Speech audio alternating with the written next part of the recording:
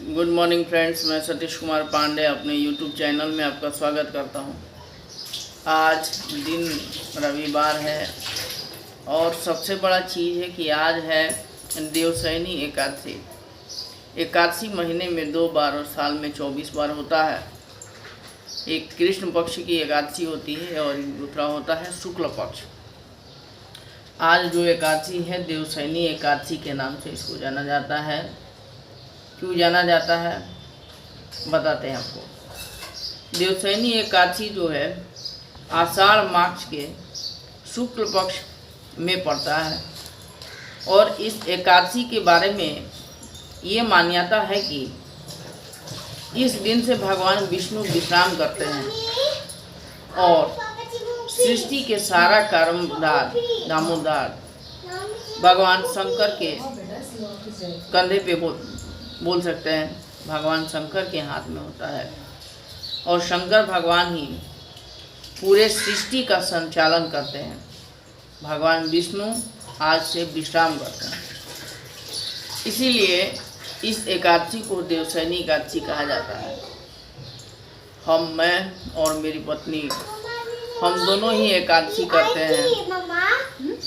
साल में 12 एकादशी तो फिक्स है हम, लेकिन कोई कृष्ण पक्ष की एकादशी बहुत ही अच्छी एकादशी होती है जिसको हम करते हैं। और इस दिन हम भगवान श्रीमन विष्णु का पूजा करते हैं और श्री सत्यनारायण भगवान का कथा कहते हैं। आइए भगवान श्री सत्यनारायण भगवान का कथा सुनिए, श्रवण कीजिए, आनंद लीजिए, श्री हरि विष्णु के चरणों में प्रणाम कीजिए। आइए कथा सुनिए।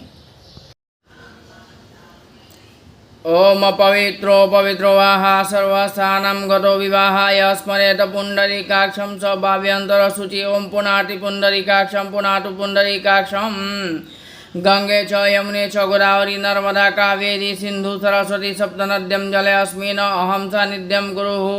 ओम कस्तूरी तिलकं ललाटपटले वक्षस्थले कौस्तुभं नासाङ्गे वरमौक्तिकं करतले वेणुकरे कङ्कणं सर्वाङ्गे हरिचन्दनं सुललितं कंठे च मुक्तावली गोपरिवेष्टितो विधयते गोपालचूडामणि। चंदनस्य मत्पुण्यं पवित्रं पावनासनं आपदो हर्ते नित्यं लक्ष्मी तिष्ठति सर्वदा। कृष्णाय नमः, गोविन्दाय नमः, नारायणाय नमः।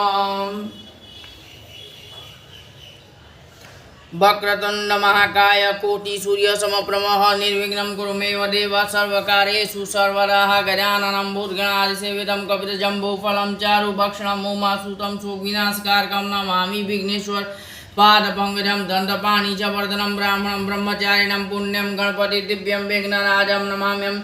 एकदन्तं महाकायं लम्बोदरं गजाननं विघ्ननाशकरं देवं हेरम्बं प्रणमाम्यहम्। ओं गं गणपताय नमः, लम्बोदराय नमः, गजाननाय नमः, सुमुखाय नमः, ओं शर्मदाय नमः, गणाय नमः। ओं गणानन्त्वा गणपति गुङ्गवामहे, प्रियनन्त्वा प्रियपति गुङ्गवामहे, निधिनन्त्वा निधिपति गुङ्गवामहे। वसुं मम आं जानि गर्भधमं त्वं जानसि गर्भम्।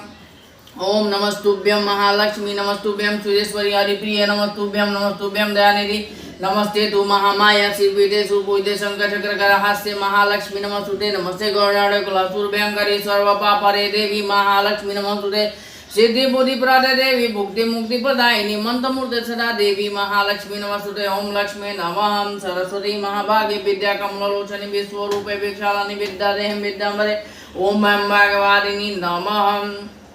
प्रथमं शैलपुत्री, द्वितीय च ब्रह्मचारिणी, तृतीय चंद्रकांडेति, कुष्मांडेति, चतुर्थकं पंचमं स्कंदमातेति, कात्यायनीति, षष्ठकं सप्तमं कालरात्रि महागौरी सहस्रकं नवमी सिद्धिदात्री नव दुर्गा प्रतिकृत्या या देवी सर्वभूतेषु लक्ष्मी काली सरस्वती त्रिगुणात्मक स्वरूप रूपेण संस्थिता नमस्तस्यै नमस्तस्यै नमस्तस्यै नमो नमः सर्वबाधा विनिर्मुक्तो धनधान्य सुधान्वितं मनुष्य मत्प्रसादेन भविष्यति न संशय देवकी सुरगोवेदं वासुदेव जगत्पते देहि मे तनयं कृष्णं त्वामहं शरणं गतः हे राम पुरुषोत्तम नरहरे नारायण केशव हे गोविंद गोंधला गुणिधि दामोदर माधव हे कृष्ण कमलापते यदुपते सीतापते वैकुंठाधिपते शराशयपते लक्ष्मीपते पाय मां माधव राम तपोवनाधिगत्वं क्यं क्यं वैदेह्यां जटायुनं सुग्रीवसम्भव भाषणं बालिनीनं संकरं लङ्कापुरीदानं पश्यतां कुम्भकर्णहरणं मेधाधिरामायणं राघवं रामचन्द्रस्य रावणाधिरमपति राजीवलोचनं रामं तं वन्दे रघुनन्दनम् ओम त्र्यंबकं यजामहे सुगंधिं पुष्टिवर्धनम् उर्वारुकमेव वन्दनान् मृत्योर्मुक्षीयमामृता नागेन्द्रहाराय त्रिलोचनाय भस्माङ्गराय च महेश्वराय नित्याय शुद्धाय दिगंबराय तस्मै नकाराय नमः शिवाय मंदाकिनी सलीला च नचर्चिताय नंदीश्वर प्रमथनाथ महेश्वराय मंदार पुष्प बहुपुष्प सुपूजिताय तस्मै मकाराय नमः शिवाय शिवाय गौरी वदांजवृंदा सूर्याय दक्षधरानाशकाय श्रीनीलकंठाय भ्रूध्वजाय तस्मै शिकाराय नमः शिवाय वसिष्ठकुम्भ गौतमार्य मुनीन्द्रदेव चितशेखराय चंद्रकराय वैश्वनाराय लोचनाय तस्मै वकाराय नमः शिवाय ओम यक्षस्वरूपाय जटाधराय पिनाकहस्ताय सनातनाय दिव्याय देव्याय दिगंबराय तस्मै यकाराय नमः शिवाय तस्मै यकाराय नमः शिवाय मंदारमाला कुलितालकाय कपालमाला किन्तशेखराय दिगंबराय च दिगंबराय नमः शिवाय च नमः शिवाय ओम नमः शिवाय ओम नमः शिवाय ओम नमः शिवाय गुरु ब्रह्मा गुरु विष्णु गुरुदेवो महेश्वरा गुरु साक्षात् परब्रह्म तस्मै श्री गुरुवे नमः अखण्डमण्डलाकारं व्याप्तजेनं चराचरं तत्पदस्थितं येनं तस्मै श्री गुरुवे नमः मनोजवं मारुतुल्यवेगं जितेन्द्रियं बुद्धिमतां वरिष्ठं वातात्म्यं वानरयुधमुख्यं श्रीरामदूतं शरणं प्रपद्ये ओम विष्णुवे नमः विष्णुवे नमः विष्णुवे नमः विष्णुवे नमः ओम विष्णुवे नमः श्री कृष्ण गोविंद हरे मुरारे हे नाथ नारायण वासुदेव ओम नारायणाय विद्महे वासुदेवाय धीमहि तन्नः विष्णु प्रचोदयात् विष्णुदेव आयामि यः गच्छ यः च अस्थानं ग्रहं करो ओम विष्णुवे नमः विष्णुवे नमः विष्णुवे नमः ओम विष्णुवे नमः विष्णुवे नमः विष्णुवे नमः ओम नमो भगवते वासुदेवाय ओम नमो भगवते वासुदेवाय ओम नमो भगवते वासुदेवाय ओम नमो भगवते वासुदेवाय ओम नमो भगवते वासुदेवाय ओम नमो भगवते वासुदेवाय ओम नमो भगवते वासुदेवाय ओम नमो भगवते वासुदेवाय ओम नमो भगवते वासुदेवाय ओम कृष्णाय गोविंदाय नमो नमः ओम कृष्णाय गोविंदाय नमो नमः ओम कृष्णाय गोविंदाय नमो नमः ओम कृष्णाय गोविंदाय नमो नमः ओम कृष्णाय गोविंदाय नमो नमः ओम कृष्णाय गोविंदाय नमो नमः ओम कृष्णाय गोविंदाय नमः ओम कृष्णाय गोविंदाय नमो नमः ओम कृष्णाय संकल्प करो हाथ खोल लो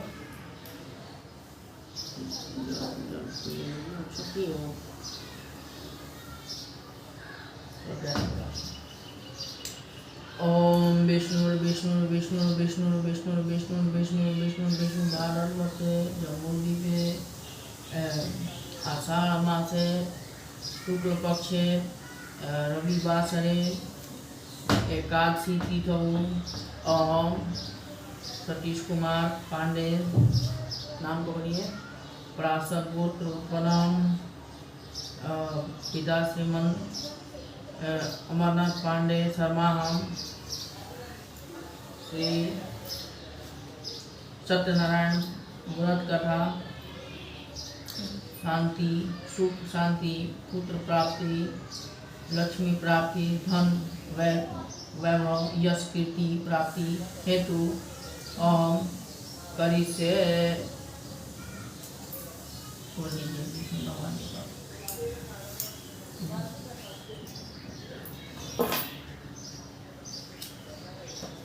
विष्णु भगवान का स्तुति कीजिए, हाथ जोड़िए। ओम शांताकारं भुजगशयनं पद्मनाभं सुरेशं विश्वाधारं गगनसदृशं मेघवर्णं शुभांगं लक्ष्मीकान्तं कमलनयनं योगिवेद्यं वन्दे विष्णु भवभयहरणं सर्वलोकैकनाथम्। आदौरां तपोवनादिं महत्वामृगं काञ्चनं वैदेहीहरणं जटायुमरणं स्वकीयो सम्भवाश्रं बालिनीनं संतरणं लङ्कापुरे दहनं पश्वदां कुम्भकर्णहरणम् एतादि रामायणम्।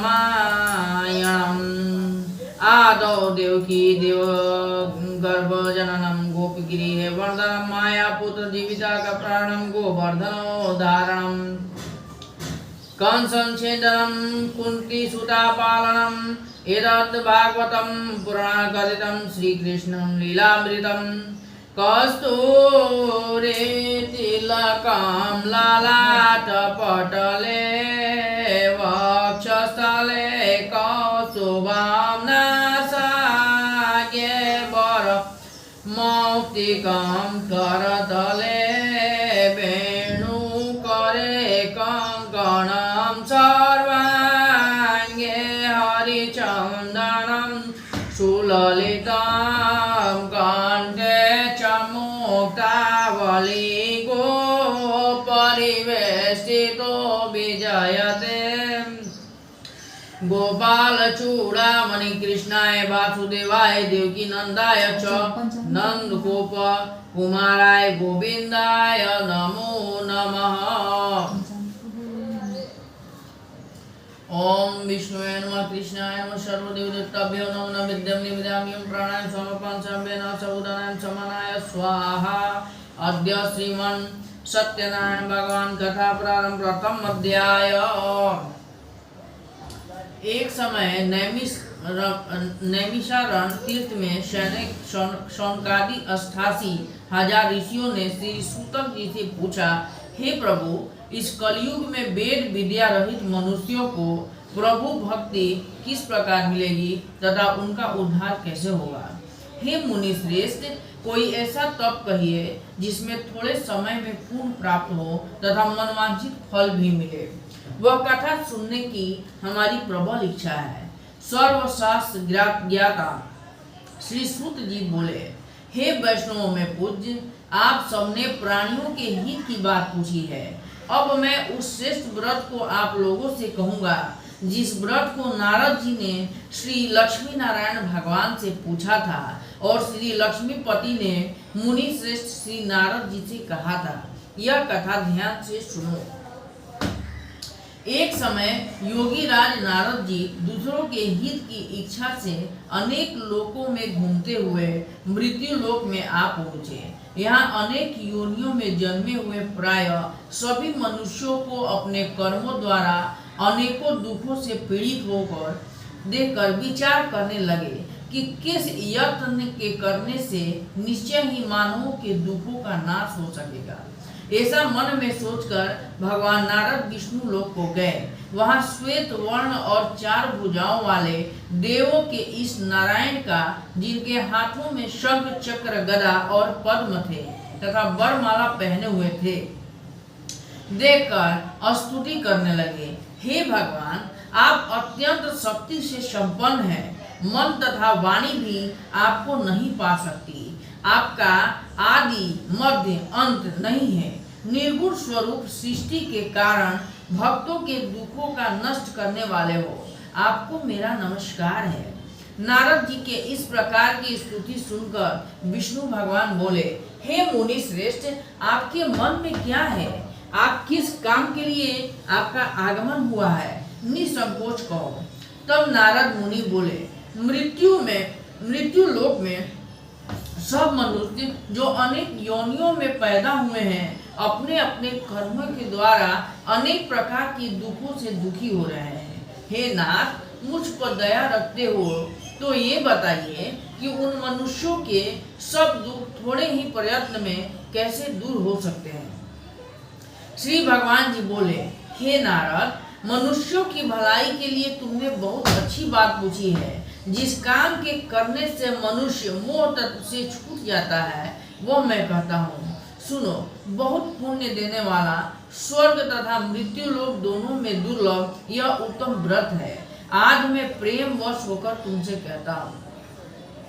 श्री सत्यनारायण भगवान का यह व्रत अच्छी तरह विधान पूर्वक संपन्न करके मनुष्य तुरंत ही यहाँ सुख भोगकर मरने पर मोक्ष को प्राप्त होता है। श्री भगवान के वचन सुनकर नारद मुनि बोले, उस व्रत का फल क्या है, क्या विधान है, किससे यह व्रत किया और किस दिन यह व्रत करना चाहिए। हे भगवान, मुझसे विस्तार से कहो। भगवान बोले, दुख शोक आदि को दूर करने वाला यह व्रत सब स्थानों पर विजयी करने वाला है। भक्ति और श्रद्धा के साथ किसी भी दिन मनुष्य श्री सत्यनारायण की शाम के समय ब्राह्मणों और बंधुओं के साथ धर्मपरायण होकर पूजा करे। भक्ति भाव से नैवेद्य केले का फल, घी, दूध और गेहूं का चूर्ण सवाया ले। गेहूं के अभाव में साठी का चूर्ण, शक्कर अथवा गुड़ ले तथा भक्ति भाव से भगवान को अर्पण करें। बंधु बांधवों सहित ब्राह्मणों को भोजन करावें, पश्चात स्वयं भोजन करें। रात्रि में नृत्य गीत आदि का आयोजन कर श्री सत्यनारायण भगवान का स्मरण करता हुआ समय व्यतीत करें। इस तरह व्रत करके मनुष्यों की इच्छा निश्चय पूरी होती है। विशेषकर कली काल में मृत्यु लोक पर यही मोक्ष का सरल उपाय है। इति श्री सत्यनारायण व्रत कथा प्रथम अध्याय संपूर्ण। श्री सत्यनारायण भगवान की जय। द्वितीय अध्याय। सूतक जी बोले, हे ऋषियों, जिसने पहले समय में इस व्रत को किया है उसका इतिहास कहता हूँ, ध्यान से सुनो। सुंदर काशीपुरी नगरी में एक अत्यंत निर्धन ब्राह्मण रहता था। वह भूख और प्यास से बेचैन हुआ पृथ्वी पर घूमता था। ब्राह्मणों से प्रेम करने वाले श्री भगवान ने ब्राह्मण को दुखी देखकर बूढ़े ब्राह्मण का रूप धारण कर उसके पास जा आदर से पूछा, हे प्रिय, तुम नित्य ही दुखी होकर पृथ्वी पर क्यों घूमते हो? हे श्रेष्ठ ब्राह्मण, यह सब मुझसे कहो, मैं सुनना चाहता हूँ। ब्राह्मण बोला, मैं निर्धन ब्राह्मण हूँ, भिक्षा के लिए पृथ्वी पर फिरता हूँ। हे भगवान, यदि आप इससे छुटकारा का उपाय जानते हो तो कृपा कर कहो। वृद्ध ब्राह्मण बोला कि श्री सत्यनारायण भगवान मनवांछित फल देने वाले हैं, इसलिए हे ब्राह्मण, तुम उनका पूजन कर, जिससे करने से मनुष्य सब दुखों से मुक्त होता है। ब्राह्मण को व्रत का सारा विधान बताकर वो बूढ़े ब्राह्मण का रूप धारण करने वाले श्री सत्यनारायण भगवान अंदर ध्यान हो गए। जिस व्रत को वृद्ध ब्राह्मण ने बतलाया है मैं उसको करूंगा, यह निश्चय करके उस वृद्ध ब्राह्मण को रात में नींद नहीं आई। वो सवेरे उठकर श्री सत्यनारायण भगवान का व्रत का निश्चय कर भिक्षा के लिए चल दिया। उस दिन उसको भिक्षा में बहुत धन मिला, जिसे बंधु बांधवों के साथ उसने श्री सत्यनारायण का व्रत किया। इससे करने से वह विप्र सब दुखों से छूटकर अनेक प्रकार की संपत्तियों से युक्त हुआ। उस समय से वह विप्र हर मास व्रत करने लगा। इस तरह सत्यनारायण भगवान के व्रत को जो करेगा वह सब पापों से छूटकर मोक्ष को प्राप्त होगा। आगे जो पृथ्वी पर सत्यनारायण भगवान का व्रत करेगा वह मनुष्यों सब दुखों से छूट जाएगा। इस तरह नारद जी की से नारायण का कहा हुआ यह व्रत मैंने तुमसे कहा। हे विप्रो, मैं अब और क्या कहूँ? ऋषि बोले, हे मुनीश्वर, संसार में इस विप्र से सुनकर किस किस ने इस व्रत को किया है हम सुनना चाहते हैं, इसके लिए मन में श्रद्धा है। सूत जी बोले, हे मुनियों, जिस जिसने इस व्रत को किया है वह सब सुनो। एक समय एक ब्राह्मण धन और ऐश्वर्य के अनुसार बंधु बांधवों के साथ व्रत करने को तैयार हुआ। उसी समय एक लकड़ी बेचने वाला बूढ़ा आदमी आया और बाहर लकड़ियों को रखकर विप्र के मकान में गया। प्यास से दुखी लकड़हारा उनको व्रत देखकर विप्र को नमस्कार कर कहने लगा कि आप यह किसका पूजन कर रहे हैं और इस व्रत के करने से क्या फल मिलता है, कृपा करके मुझसे कहो। ब्राह्मण ने कहा, सब मनोकामनाओं को पूरा करने वाला यह श्री सत्यनारायण भगवान का व्रत है। इसकी कृपा से मेरे यहाँ धन धान्य आदि की वृद्धि हुई है। विप्र से इस व्रत के बारे में जानकर लकड़हारा बहुत प्रसन्न हुआ और भगवान का चरणामृत ले भोजन करने के बाद अपने घर को गया। लकड़हारे ने अपने मन में इस प्रकार का संकल्प किया और आज ग्राम में लकड़ी बेचने से जो धन मिलेगा उसी से सत्यनारायण देव का उत्तम व्रत करूंगा। यह मन में विचार कर वह बूढ़ा आदमी लकड़ियों को अपने सिर पर रखकर जिस नगर में धनवान लोग रहते थे वह ऐसे सुंदर नगर में गया। वह रोज वहां पर उसे उन लकड़ियों का दाम पहले दिनों से चौगुना मिला। तब वह बूढ़ा लकड़हारा दाम ले और अति प्रसन्न होकर केले की फली, शक्कर, घी, दूध, दही, गेहूं का चूर्ण इत्यादि श्री सत्यनारायण भगवान के व्रत की कुल सामग्री को लेकर अपने घर गया। फिर उसने अपने भाइयों को बुलाकर विधि के साथ भगवान जी का पूजन और व्रत किया। उस व्रत के प्रभाव से बूढ़ा लकड़हारा धन पुत्रादि युक्त हुआ और संसार के समस्त सुख भोग कर वैकुंठ को चला गया। इति श्री सत्यनारायण व्रत का द्वितीय अध्याय संपूर्णम। श्री सत्यनारायण भगवान की जय।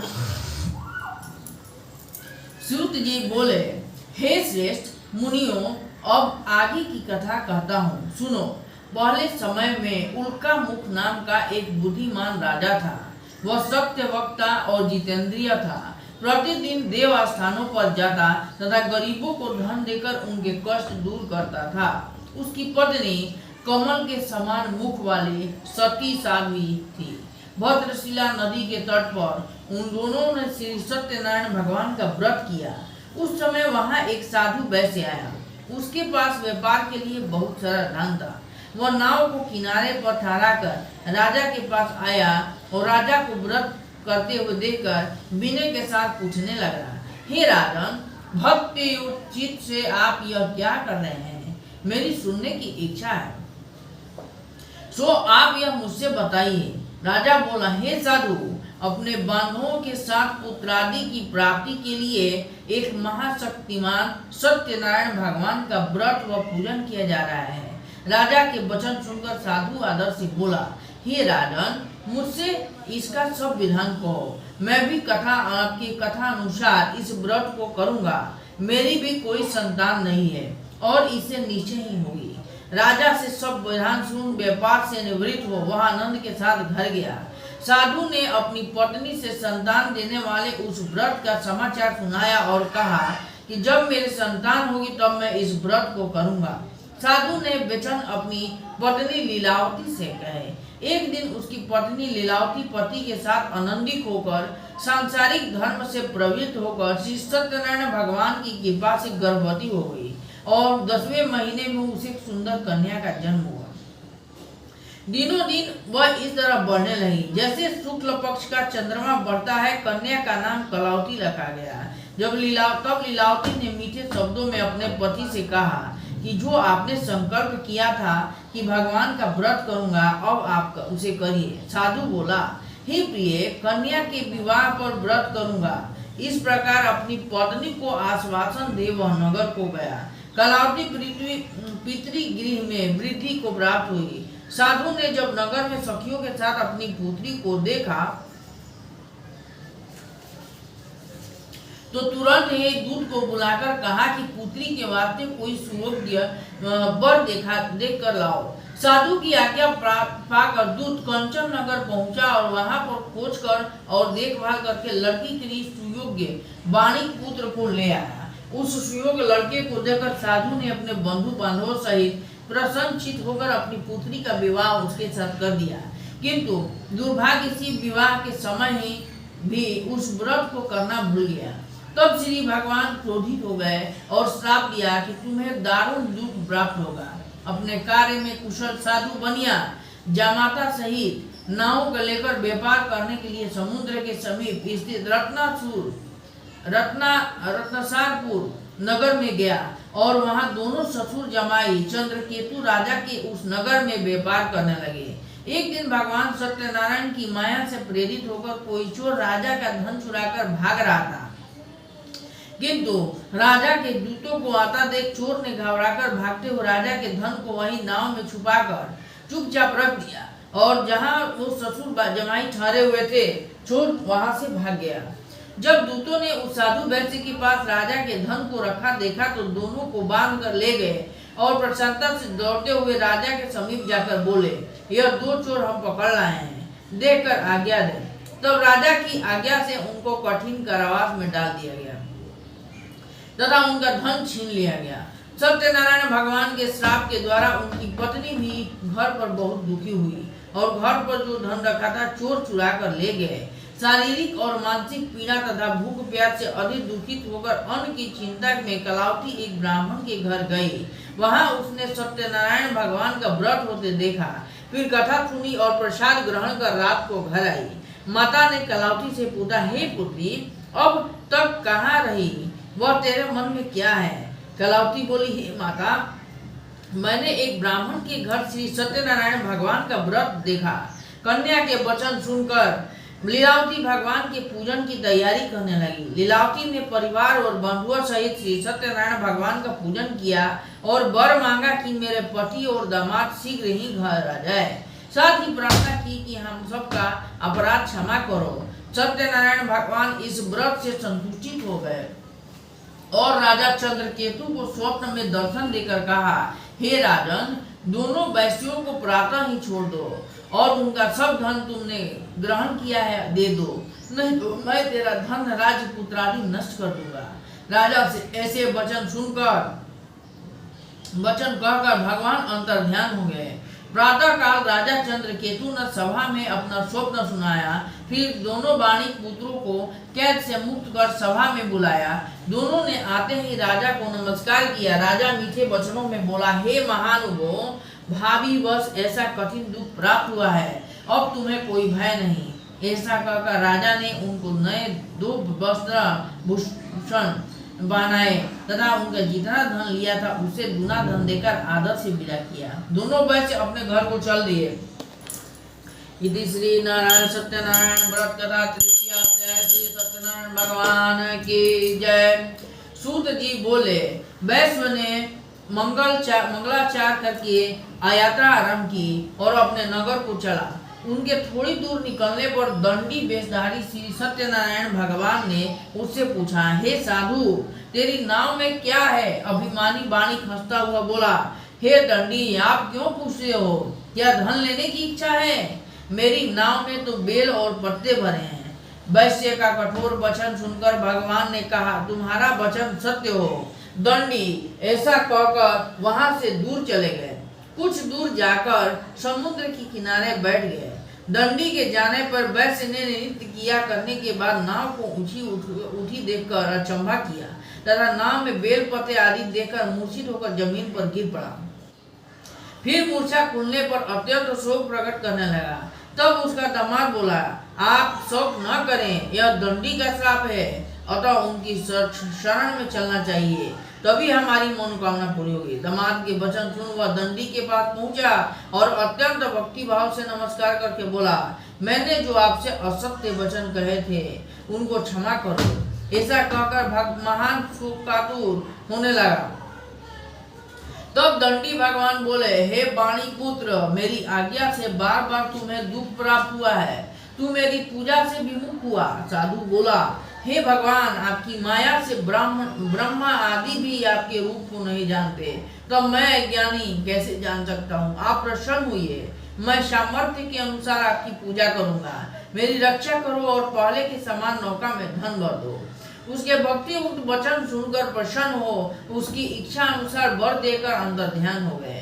तब उन्होंने नाव पर आकर देखा तो नाव धन से परिपूर्ण है। फिर वह भगवान सत्यनारायण का पूजन कर साथियों के सहित अपने नगर को चला।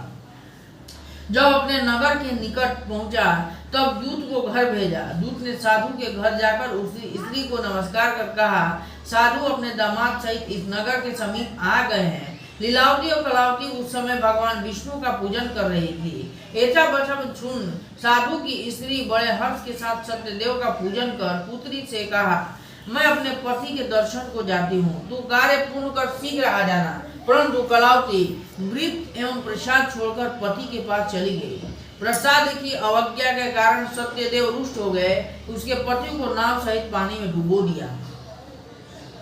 कलावती अपने पति को न देखकर उगती हुई जमीन पर गिर पड़ी। इस तरह नौका को डूबा तथा कन्या को रोता देख साधु दुखित हुआ। हे प्रभु, मुझसे या मेरे परिवार से जो भूल हुई उसे क्षमा करो। उसके दीन वचन सुनकर सत्यदेव प्रसन्न हो गए और आकाश मुनि हुई, हे साधु, तेरी कन्या मेरे प्रसाद को छोड़कर आई है, इसलिए इसका पति अदृश्य हुआ है। यदि वह घर जाकर प्रसाद खाकर लौटे तो इसे पति अवश्य मिलेगा। ऐसी आकाशवाणी सुनकर कलावती ने घर पहुंचकर प्रसाद खाया, फिर आकर पति के दर्शन किए। तत्पश्चात साधु ने बंधु बांधवों सहित सत्यदेव का विधि पूर्वक पूजन किया। इस लोक का सुख भोगकर अंत में स्वर्ग लोक को गया। इति सत्यनारायण चतुर्थ अध्याय समाप्तम। श्री सत्यनारायण भगवान की जय। सूत जी बोले, हे ऋषियों, मैं और भी कथा कहता हूँ, सुनो। प्रजा पालन में लीन तुंगध्वज नाम का एक राजा था। उसने भी भगवान का प्रसाद त्याग कर बहुत दुख पाया। एक समय वन में जाकर वन पशुओं को मारकर बड़ के वृक्ष के नीचे आया। उसने ग्वालों को भक्ति भाव से बांधवों सहित श्री सत्यनारायण जी का पूजन करते देखा। राजा देखकर भी अभिमान बस वहां नहीं गया और न नमस्कार ही किया। जब ग्वालों ने भगवान का प्रसाद उसके सामने रखा तो प्रसाद त्याग कर अपनी नगरी को चल गया। वहां उसने अपना सब कुछ नष्ट पाया तो यह जान गया कि यह सब भगवान ने किया है। तब वह विश्वास कर ग्वालों के समीप गया और विधि पूर्वक पूजन कर प्रसाद गाया तो सत्यनारायण देव की कृपा से सब कुछ पहले जैसा ही हो गया। फिर दीर्घ काल तक सुख भोगकर मरने पर स्वर्ग गया। जो मनुष्य इस परम दुर्लभ व्रत को करेगा, भगवान की कृपा से उसे धन धान्य की प्राप्ति होगी। निर्धन धनी और बंदी बंधन से मुक्त होकर निर्भय को हो जाता है। संतानहीनों को संतान प्राप्ति होती है तब तथा सब मनोरथ पूर्ण होकर अंत में वैकुंठ धाम को जाता है। जिन्होंने पहले इस व्रत को किया, अब उनके दूसरे जन्म की कथा कहता हूँ। वृद्ध सतानंद ब्राह्मण ने सुदामा का जन्म लेकर मोक्ष को पाया। उल्का मुख नाम का राजा दशरथ होकर वैकुंठ को प्राप्त हुआ। साधु नाम के वैश्य ने मोरध्वज बनकर अपने पुत्र को आरे से चीरकर मोक्ष को प्राप्त किया। महाराज तुंगध्वज ने स्वयंभू मनु हुए भगवान में भक्ति युक्त होकर कर्म कर मोक्ष को प्राप्त हुआ। इति श्री सत्यनारायण व्रत कथा पंचमम अध्यायम। श्री सत्यनारायण भगवान की जय।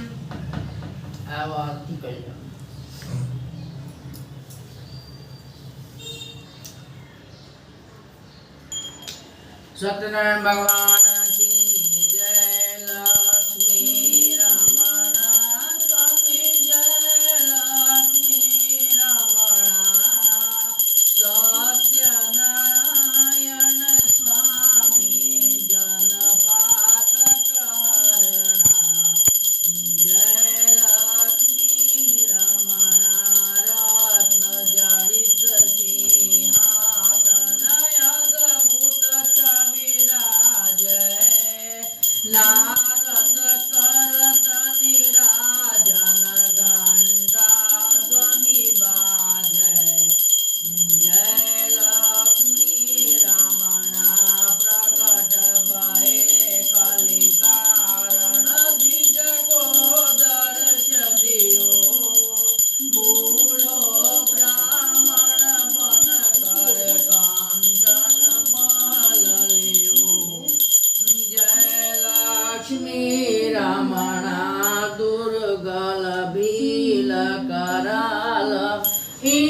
पर कृपा करो स्वामी पर कृपा करे चंद्रचूड़ एक राजा की विपति हरि लक्ष्मी रमण वैश्य मनोरथ पायो सदा तदीनी तो फल भयोग्य बहुजे फिर स्तुति जय लक्ष्मी रमण भाव भक्ति के कारण छिन्न छिन्न रूप धर्यो श्रद्धा धारण तीन को काज करो जय लक्ष्मी रमण ग्वाल बाल संग राजा वन में भक्ति करे मन वांछित फल दीन दयाल हरे जय लक्ष्मी रमण चढ़त प्रसाद सवायो कदली फल में धूप दीप तुलसी जय राजो सत्य देवा जय लक्ष्मी रमण श्री सत्य नारायण जी की आरती जो कोई नर गाले कहत शिवानंद स्वामी मन भजत हरे हर स्वामी मन वांछित फल पावे जय लक्ष्मी रमण जय लक्ष्मी रमण स्वामी जय लक्ष्मी रमण सत्यनारायण स्वामी जनपात करण जय लक्ष्मी रमण मेघनाद घटा घटा घट घटा घटा घटा घूंघटा मंडूक बको बको बक बको बको बको बूम बूम बिदु ज्योति चकी मकी चकमकी चकी मकी दृश्यते तम नंद किशोर गोप निवाचास्पति पाइमां कर्पूर गौरम करुणावतारम संसार सारम भुजगेन्द्रहारम सदा वसंतम हृदयारविंदे भवं भवानी सहितं नमामि त्वमेव माता च पिता त्वमेव बन्धु च सखा त्वमेव विद्या द्रविणं त्वमेव सर्वं मम देव देव। श्री सत्यनारायण भगवान की जय। जय जय करो।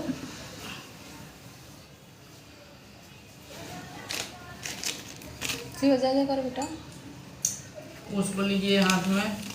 आपका पुष्पांजलि।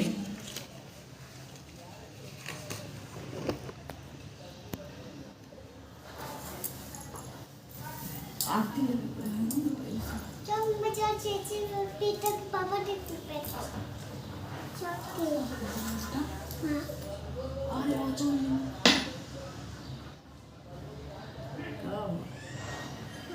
पुष्पांजलि दो।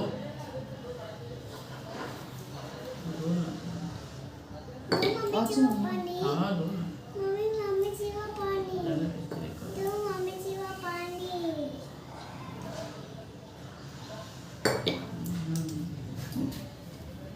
आरती ले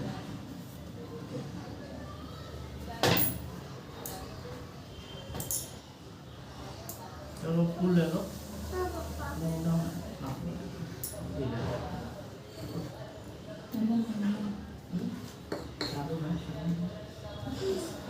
ओम पुष्पांजलि ओम यज्ञ निर्मंदिर देवस्थानी धर्माणि प्रत्न्यासम हेन्ते अनागकम महिमानाग सचंत यत्र पूर्वे साध्यां सन्ति देव ओम राजाधिराजा प्रसन्नतायतो नमो वयं वैष्णवाय कुर्मं समे कामं कामाय मायं कामेश्वर वैष्णव ददातु कुबेसा कुबेराय वैष्णवाय महाराजाय नमो नमः। ओम स्वस्ति साम्राज्यं भोज्यं स्वराज्यं वैराज्यं परमाष्टम राज्यं महाधिराजाधिराजात्यर्थं समस्तपयामि स्मात् सर्वभम्यं शार्वास्यो अंतर्वर्त्य पृथ्वी समुद्राय करन्ति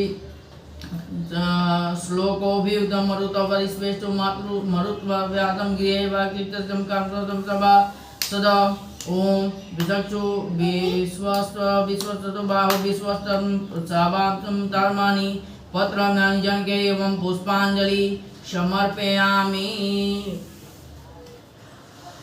कामेन वाचा मनसेन्द्रियं बुद्ध्यात्मका भानुचित्रं करोमि यदं सकलं परस्मैं नारायणं समर्पयत ओम कुल देवताभ्यो नमः ग्राम देवताभ्यो नमः स्थान देवताभ्यो नमः इष्ट देवताभ्यो नमः वास्तु देवताभ्यो नमः ओम ग्राम देवताय नमः कुल देवताय नमः स्थान देवताय नमः ओम लक्ष्मी नारायणाभ्यां नमः सज्जनानां पुराणं वाणिज्यं गर्भाभ्यां नमः ओम सर्वेभ्यो ब्राह्मणेभ्यो नमः सर्वेभ्यो देवेभ्यो नमः सर्वेभ्यो गुरुभ्यो नमः माता पिताय चरण कमलेभ्यो नमः ओम सिद्धि बुद्धि देवताय च श्रीमन् महागणाधिपतये नमः महानवं न जानामि न जानामि सज्जनं पूजा चरणं क्षमस्व परमेश्वरी मंत्रहीनं क्रियाहीनं भक्तिहीनं सुरेश यतपतमे देव परिपूर्णं तरतु मे ओम पाप कर्म पापात्मा पापनं वत्राहिमं पुंडरीकाक्षं सर्व पापो हरवरि सर्व दुःखो हरवरि सर्व क्लेशो हरवरि ओम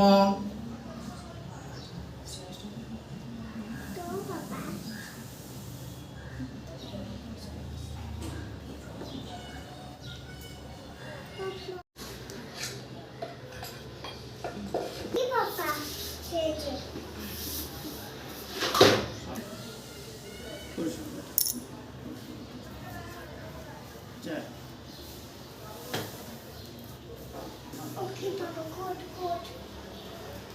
good.